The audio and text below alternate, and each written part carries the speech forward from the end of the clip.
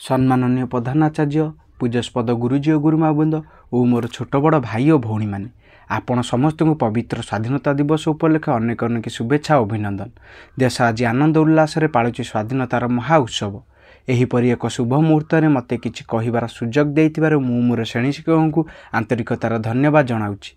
आपण माने जानती आज हूँ अगस्ट मास 15 तारिख जो दिनटी को समग्र भारत में स्वाधीनता दिवस रूपे पालन करा जाए।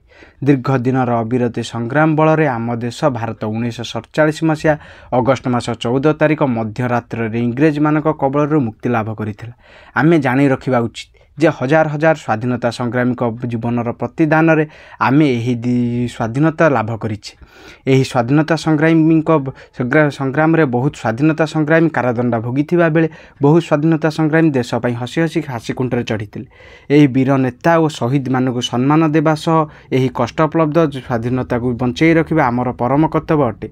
महात्मा गांधी, जवाहरलाल नेहरू और लाल बहादुर शास्त्री आदि देश पाई देखिथिबा स्वप्न को पूरा करि पारिले ताहा तांको पाई हेबो आमर परम गभीर श्रद्धांजलि। स्वाधीन भारत रे एबे भी दारिद्र्य, निरक्षरता, कुसंस्कार और दुर्नीति परी बहुत समस्या देशर उन्नति पथरे प्रतिबंधक साजी रही।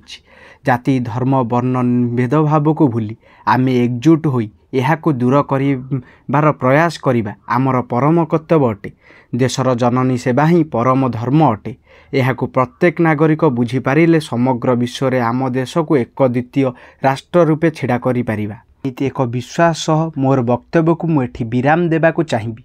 जय हिंद, जय भारत, भारत माता की जय। दर्शक बंधु, भिडियोटी जदि भल लगी थाए भिडियोटी को छोट लाइक, आपण माने आम चैनल सहित जोड़ी होगा चाहूले आम यूट्यूब चैनल क्रेजी ओडिया चिके को सब्सक्राइब करंतु।